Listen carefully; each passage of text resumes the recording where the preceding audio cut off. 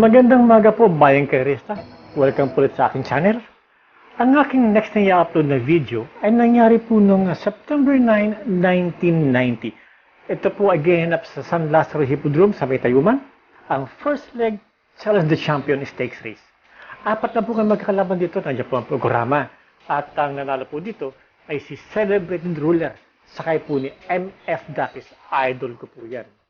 Hindi ko na po mapakahaba yung aking entrada. Gawa na nga, may magbibigay po ng kanyang sariling race analysis. Ang kagalang-galang at dati pong hinete. Ating panoorin po.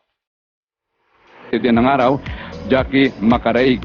Ang kanyang mga inaalagang kabayo sa takbong ito ay si Boracay Miss na sakay ni Camo at si Laguna Last na sakay po naman ng kanyang anak na si Joey Macaraig. At kamusta naman ang mga naging workout sa mga kabayong to, Kawaning? Oo, tapos na yan at inaasahan ko yung mga kabayong yan ay magagawa ng magandang record at inaakala ko na kaya ko nilaban dito, ako yung merong malaking tsansa. Sino sa dalawang ito ang medyo, siyempre, hindi maaaring magkaparehong pantay na pantay? Sino medyo angat sa dalawang, Boracay Miss o Laguna Last? Si Boracay Miss ang inaasahan kong nakalalamang kay Laguna Last at inakala ko na yan ang siyang magiging katunggay at kalaban ni Sir Alphonse. Itong si Sir Alphonse ay bagamat ito ay hindi naman talagang front runner, pero ito ay meron ding early speed o yung bilis sa pag-alis sa starting gate. At ito ba ay binabalak na sabayan ni Boracay Miss sa alisan? Kung sasabay ako diyan, maaari ako italo niyan eh. Kaya kinakailangan sundan-sundan lang yan at hindi makikipaglokan sa unahan. Ano naman ang magiging papel ni Laguna Last kung sakasakali? Yan ay pasunod-sunod lang dyan at kung magkakaroon ng mga pagkakataon at sila ay mabubulaga ay kalaban din nila yan. Ngayon, ano yan ay para dun sa dalawang kabayong inaalagaan ninyo, Kawaning. Ano naman ang tingin nyo doon sa ating kalaban na si Sir Alphonse? Yan ang mahigpit nating kalaban dahil sa alam naman natin na dalawang beses nang tinaro niya si Marangal. Kaya hindi maaari nating ipagpapawalang bahala yan. Kalabang napakahigpit yan.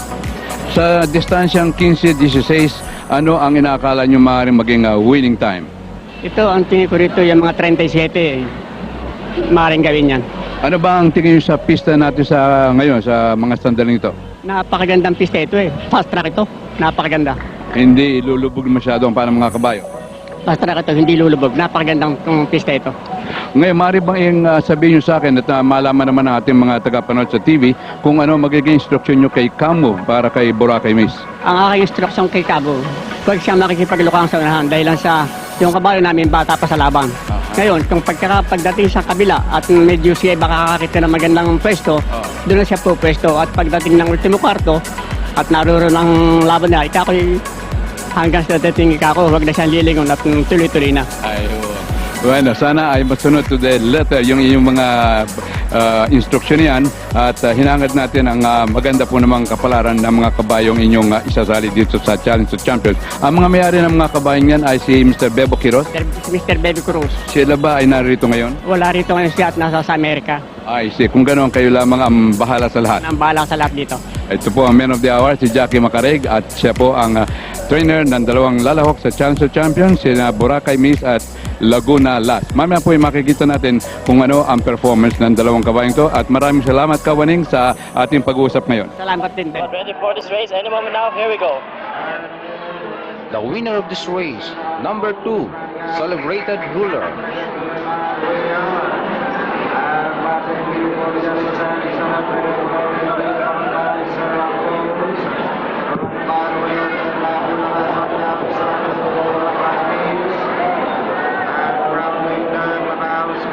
Celebrated Ruler by 2 lengths, followed by Sir Alphonse.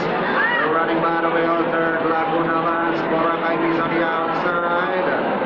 It's still Celebrated Ruler by half length, followed by Sir Alphonse on the outside.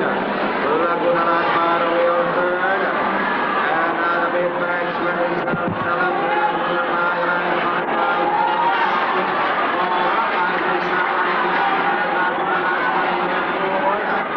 And in the final, Celebrated Ruler by length, followed by Sir Alphonse on the outside.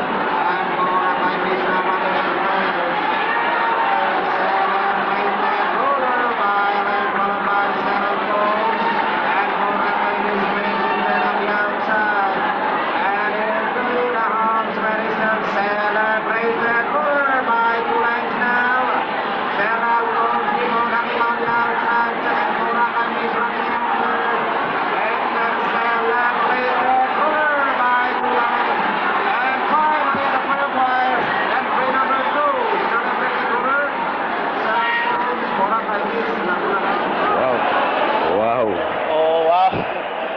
one of the biggest upsets we've witnessed here at San Lazaro. 24 medyo, susundan ng 27 medyo eh.